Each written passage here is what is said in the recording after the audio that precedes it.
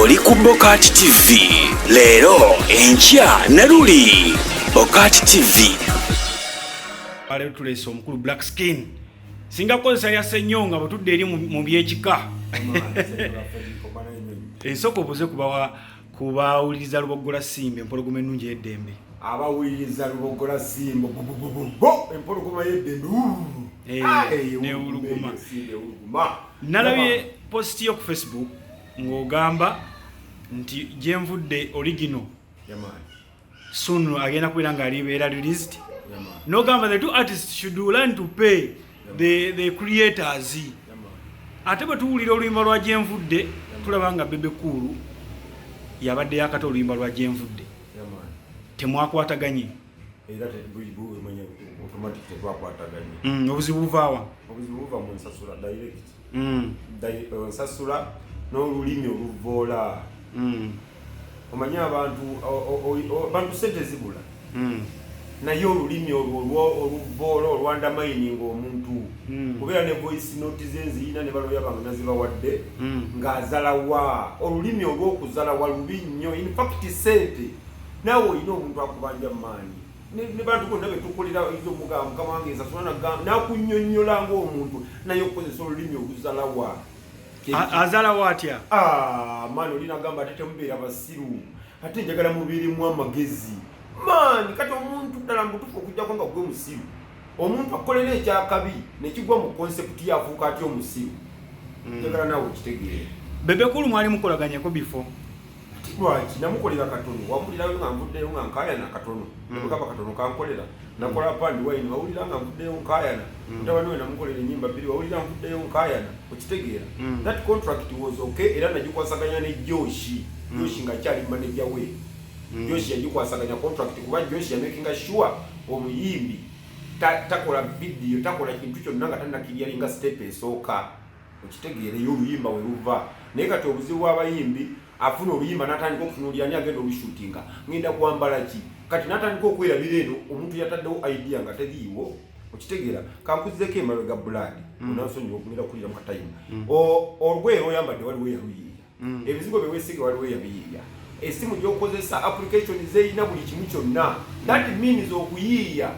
kintu kyamaanyi nnyo naye gwe weebuuze mu bulamu bwo bukyanga obeerawo kiki wali olese ku nsi nga tekibaddeewo. Sabbuuni bamukolera, esimu bagikolera,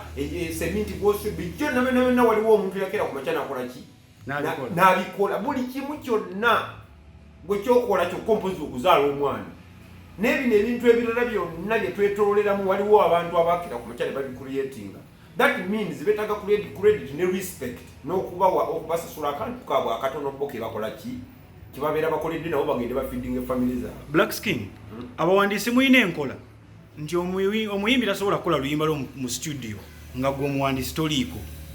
Kino kijja kitabbe ogenda okulikodinga oluyimba lutuuke n'okufuluma nga gwe tomanyi. Ate naliwo balutwala eri ono producer yakuba oluyimba bamuyita Kiraidi Pro era ogenda kuwulira original ogikubira abantu. Kiraidi Pro aluwadde Roni eno style tagimanyi. Roni ali mu kuwumbirira bayiga buyiza abo. Okitegeera? Roni tannatuuka ku level etegerera bannayuganda munnayuganda okuva oli owa wansi. Kyokola bwavaayo ate naye n'azalawa njagala okuba oluyimba lwange njagala nkubuulira olwaleero okuva mu music okuba oluyimba lwange olwagyenvudde original okuba n'oluno oluyimba lwe bawumbiridde ne producer yonna. Okitegeera? Apart from okulemererwa okusasula neki olukola producer yalwamulemye execution omuyimbi ne bimulema ate n'okusasula ne bigaana. Nange lenyini oluyimba bulijjo nduwulira nga mpulira kasasiro nengamba bampe sente zange nzivemu ate ne bampeeza olulimi oluvoola neŋŋamba nentula ne baloyemba nga ne bagamba noyisoke tolina agreement naye tiyakusasula oli waddembe ogenda maaso ne project yo. Kaakati atuuka atya okukola oluyimba? Naye manyi nti oli asasula obakola n'asasulako ekitundu n'omukolera bw'omalayo abantu bakolera ennyimba okola oluyimba naye omuntu tabeera confident nga luli mu ddoboozi lyo agamba kanyimbe mumpulire bwe nnasaawundinga naye era tuli mu Uganda tuli basseruganda wabula nze kyenkuteekako tofulumya oluyimba nga tonnansasula ekyo nkisimbako essira. Tokwata oluyimba lwange kuba terunnafuuka lulwo unless ng'olina agreement nti nkuguzizza oluyimba. kubanga nzo oluyimba lwonna mbeera nalukola mbeera ne details zalo the dates oluyimba lumaze emyaka 5 nga lumaze emyaka 5 nalukola ne Kiride Pro emyaka 5 emabega okitegeera lwaki luze kati luvuddeyo kati anti luba lwali luyimba lwange okitegeera kugambe mbadde nkolagana ne Rasimali waliwo kyali ayinga akola bebe kulu ebiri bamuyita Rasimali emabega yenanga mukola embiri kati nga mbeera naye ate naye wano nga mukola demozi zange kati nga yamusunirako era yamusunirako ne katono nti owayenze mbeera ne bulaka naye alina ekintu kye yakoze eri namusunirako ne kwa Pandi Wine kati namusunirako ku gye nvudde kuba mbeera naye wano nga tukola ennyimba zaffe kati bwamusunirako nakugamba naye kubanga yamugulira ne katono yamugulira ne kwa Pandi Wine ne ku luno naye kati obuzeemu message yagiweereza Rasta Mamenga naye amanzalawa kyankwasizza nnyo ennaku bwe nawuliriza message za Bebe Cool ng'azaawa ne Rasta si mukozi we kitegeera si mukozi wa Gagamero tebamusasula naye bamukubidde amasimu eggulo nga bamutiisatiisa nga Bebe Cool agamba screenshot ze zonna nziina ng'agamba mbu ye mugagga nnyo ayina ssente ezisobola okukola kyokuzikiza buli kimu ne bwe tugenda mu kooti ye ayina ssente okitegeera so is it about money tugenda corruptinga system onyigiriza abantu abalala okitegeera bwe kirina okubeera nti okozesa ssente n'onyigiriza abantu abalala bonna lwaki ssente tozikozesa okusasula we zirina okugenda okitegeera Black Skin wagezezaawo okwogera ne Bebe Cool ate kati nyinza otuuka eno kyokola ngu nina message ze yansindikira neŋŋamba kati nentula ne balooya bange tiimu yange y'abalooya ne baŋŋamba no what do you want ne mbagamba nze saawa zino message yange ekolana nnyo bw'oba ompadde ssente naye ng'ate n'ekisinga obukulu nga tukwatagana naye bw'otandika okunzivoola then that means ne message yange mba sikyayagala biba bintamye kati mba nina okuleka era netegera ne balooya bange ne baŋŋamba no bw'oba tolina contract naye oli waddemu ogenda maaso n'oluyimba lwo kati nze kye nasazeewo kwe kuta music wange mweyimbire oyo naye muveeko okitegedde mu posi yo mwabaddemu abantu babiri ate nga bayimbi b'amaanyi naye oyogera ku omu ate ozo nze nzibikirira kati nze kankubulire buladi nze ondaba amazima sirina muntu gwe ntya wadde zero because nze I stand on truth nyimirira ku mazima abantu be nali ŋŋamba nali ntaddemu ka miliyoni teyansasula ku ttatiizo okitegeera nakola oluyimba lwa ttatiizo nengenda nembeera ku vidiyo n'akeera enkeera n'abakurediti ba Vixen bano obuwalawala obubeera eri nabonna n'abaleeta donati kwolwo n'abawa big ups ng'omuwandiisi tannamusasula tannaba nakunyega n'atamunyeganako kati neŋŋamba naye mwana bano ndowooza bazala wabuzalayi omuntu waba akwadde ekintu simple. There is a small difference, mwana. Just be humble, appreciate and respect. Okitegeera simple ensegende maaso. Okitegeera kyokola loli yali avayo ng'azaala wa Diamond. Omanyi Diamond abantu bakyusiza obulamu bwabwe. Omanyi communities Diamond engeri gyazikyusiza. Nze njagala ombulireyo bano abayimbi baffe abakulu bakyusiza community batya. Tebalina gye bakyusiza. Okitegeera ne studio ze bakola ndiza kuyamba abavubuka ebyuma babikwata ne babitwala mu nyumba zaabwe ne babisibiramu okitegeera nti bagezaako okulwanyisa talent tebagezaako nzeke nnyini nabuuza Bebe Cool ne mugamba why do you think nti abayimbi bonna we bayimba Uganda tebatuuka ku level zammwe eyo mu abantu abasatu nakimubuuza nga ntudde nawo waka naŋŋamba awo twasibawo kufulu 9 era asobola okijjukira so what do you mean by that bw'oyogera ekintu ekyo otegeezezzaaki basawe kufuru 9 awo twasibawo kufuru 9 kitegeeza kyekyo okitegeera kiba kitegeeza nti mukikola intentionally okunyigiriza bano abaana abato abakola ki abavayo temubawa gap because you still fight for the same market okitegeera abandi badde ba export ne bawa ku bano abaana ne endorsement season entono abaana abato abatandika ne badde bazikola ki Bobi Wine juzi wabula banga embracing ani Zex okitegeera nti Bobi Wine ye kimuyamba abuuka mangu okitegeera nagamba kati kino tekikola kati n'okukyusa mwana okitegeera ekimusingisera ky'okulaba batandika nga yali emabega kati yali ku top buli muntu akola ki ayiga ku ye yayogedde ku mwana birangirangi n'agamba no this is namuwadde ekirabo okitegeera n'olaba nga amwendozinga okitegeera naye bano olaba oli yapostinga n'agamba bano ababiri tewali agenda kuvaawo okuddiiru ki nga tokyasobola nakuwandika wadde sentence okitegeera ekyo si kyekizibu naye bulandi respect kintu kikulu nnyo era ne bwolaba nti ffe tuvaayo bwetuti kati nze nsobola n'okuvaayo abawandiisi abalala batya mbu ogenda kwogera ku bayimbi tebagenda kuddawo okuyimba muno naki naye abatera obateeka mu nnyimba buladi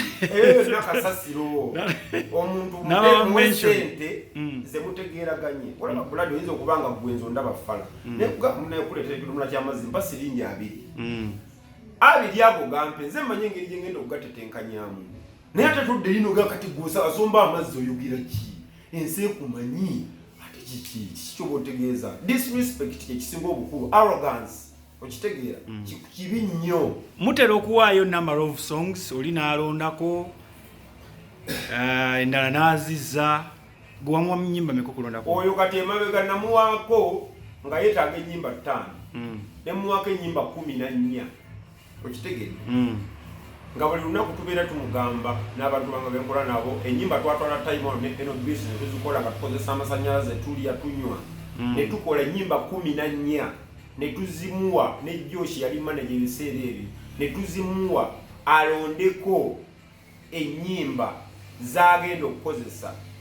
but because waliwo system ene y'okuzikiza akayimba kana akalaba bwakaleka ate kagenda omuyimbi omulala agenda kayimba ate kamunyigirize so alwawo n'aziddireyinga agamba ngenda kulondako myaka 3 nenzimulekera zonna okitegeera so kati nenkyerabira okitegeera because nze ne Ugandan industry ffe tugiteekamu music industry ffe tugiteekamu chokola bangula kubuulira ennyimba zempandise okuva ku tukikolemu tunyo wa Shibandi wanjawulo agenda kusile Stani Tonke mamuwe akopikati katono bankolera apandi wine embuzi zakutudde Stani nasimatuka X simanya 32 bukyanga toyitaba simaiswana zimalayo okitegeera that means nze mbeera katonda wabo naye abo bonna nga tekuliko n'omwaga nti ono yeyampandikire Black Skin. That's katolaba kiddanamwe ku media nti ofuna oluyimba omuyimbi naluleta n'oluplayinga naye ino ogenda n'olonyeza ne producer yalukoze n'olonyeza ne ku muwandiisi y'omuyimbi atuuka wali nga ye atandikira okuzimba kintu kye because bayina obudongo kanjite budongo bo balowooza nti omuyimbi alina kukola buli kimu omuyimbi omulimo gwe gwa kuyimba era kyovola bapromota baba bakuyita ku kigulu tayita muwandiisi ayita muyimbi eyayimbye oluyimba so opromota tayagala kumanya oba ali yaluwandiika okitegeera naye abaana bano yaluwandiise eyakubye gita eyakubye beesi tobanyigiriza kubeera eri mu kasasiro nze nayogerako n'omuyimbi wano omuyimbi wano omulala ye sijja kumwogerako naye yagamba nti ye ayagala baproducer ate w'amaanyi time olituuka ajja kumwogerako nagamba nze njagala producer nga tewali amumanyi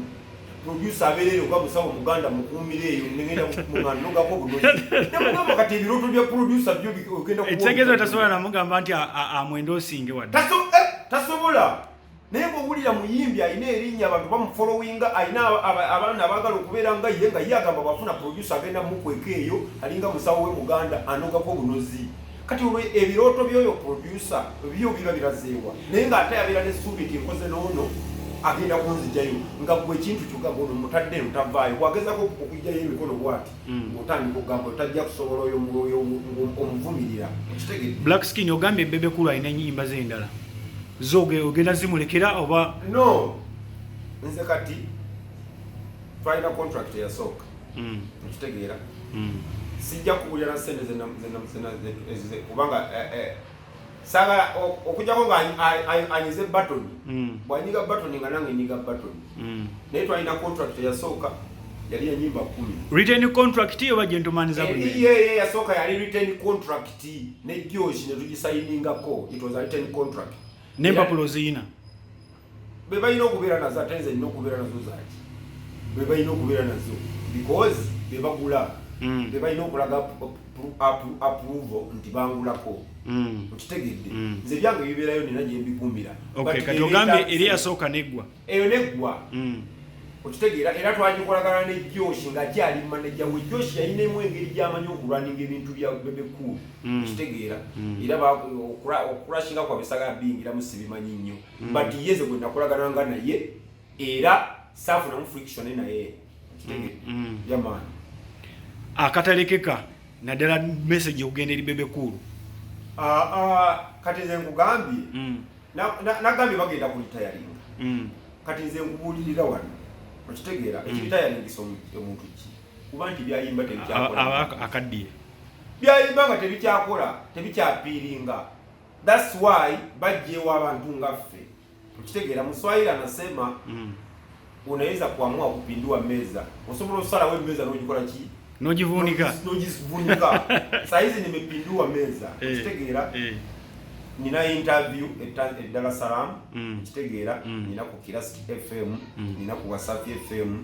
nina ku Citizen Kenya, nina ku KTN, ukitegera ne Kiss nina gundi nyinyo already na booking the program zange, nina management ready pejita Crowd Studios ready okumanaginga music wange because they feel sorry for me okubanti ngwata content wange ne mu abantu abatasima abagenda okulwaninga ekintu kyange music wange mweyimbire amabaluwa gange ngesomere kuba bembaddenga wa apart from appreciating okasasulira wa the message ebefanagana bagasoma bubi kyogamba oluyimba yaluyimbye bubi abagenda okubenya envudde obuuza abantu oyina program oya kadakika oyima kadakika satu buli lukuweke eddakiika 2 ozikube abantu kyebanakubulira kuba abantu bali neutral of course nino zikuba zombi ozikuba abantu babuuze ddala mu butuufu luyimba kino tuba tugenda nalwe banagamba olulwe nja lumulekera mulo yaluyimbye bubi producer yabadde avulubana buvulubanyi okitegeera zino style this is Afro dancehall man Afro fusion okitegeera abayimbi tebamanyi ne ba producer amwe tebamanyi kukola sound. What identifies an artist is the sound. If you call music wano nakolanga ne music ne kila diploma LBs from scratch from what the air bo bagenda mu studio waliyo ki beat lagenda na chantingirako kati ugoza idea jogadde naye kwatakaneta ne beat yosanze wa producer okitegeera ero sanga yo chai do urumbuka no gama ntaddeyo tune okitegeera nze ntandikira ku idea ne manyo omuntu kiki yetaaga nenzikirire wa producer ne manya which style okitegeera tukiyiseewa okitegeera kyovula music wanga communicating n'aba soko mpaka pera nga tumaliriza ndi mugumu nga salwe mbalu tobye kuva mu buto paka bukulu nayimbanga mu buto nga baliyita ddalu nga ne ku ssomero nkubolwa butasiba bikalu kati awo munnange n'enjiga ensi nenjanjitoba n'endaba emikwane gitanzimba nenjebwaka na bonna batanjagaliza kani kusonga tunasonga mbele kani kufight tuna fight back na kisema usibishe we bado tunasonga na tutazidi kusonga